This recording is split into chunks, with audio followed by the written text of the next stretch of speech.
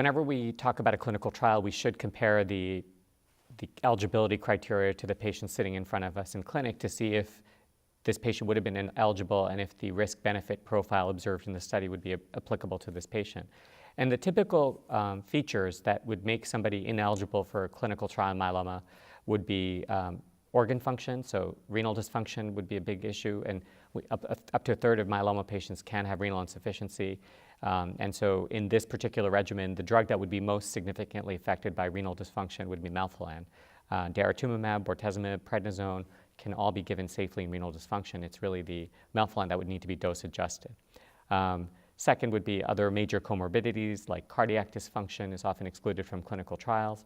But one of the limitations there, and there's a lot of talk in ASCO as well, that we need to be generalizing our clinical trial eligibility, because if we cherry pick patients, and particularly in myeloma because our patients are older patients are going to have more comorbidities. So if we become very selective, it limits the generalizability. In this particular patient, we don't have any major exclusionary criteria for her not being in the study. And then the other big thing in myeloma clinical trials is probably blood counts. So patients' baseline blood counts, in particular neutrophils and platelets, need to meet the eligibility criteria.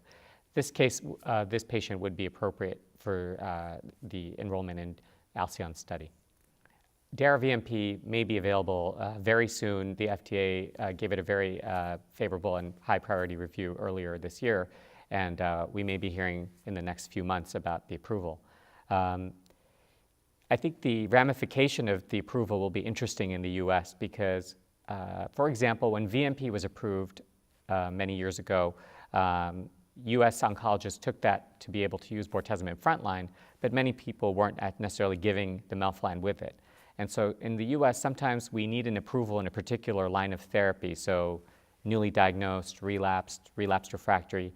Once it's approved in that line of therapy, you could potentially modify the regimen to suit your patient. So for example, if Dara-VMP were approved in the US and there was a patient who had renal dysfunction, a practicing oncologist could say, I don't think the melphalan is appropriate for this patient, so I'm going to give a more modified version of the drug, the regimen for my patient who's sitting here in front of me.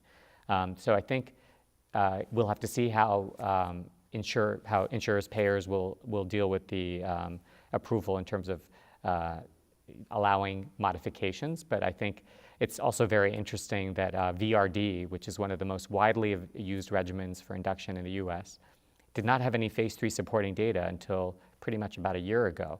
And yet it's probably been the regimen of choice for 7-8 years. So I think sometimes what happens in oncology is that very exciting combinations and preliminary phase 2 data are so compelling that physicians change practice, and if the payers are approving it, then those regimens become standard of care well before the pivotal phase 3 studies approve that particular regimen.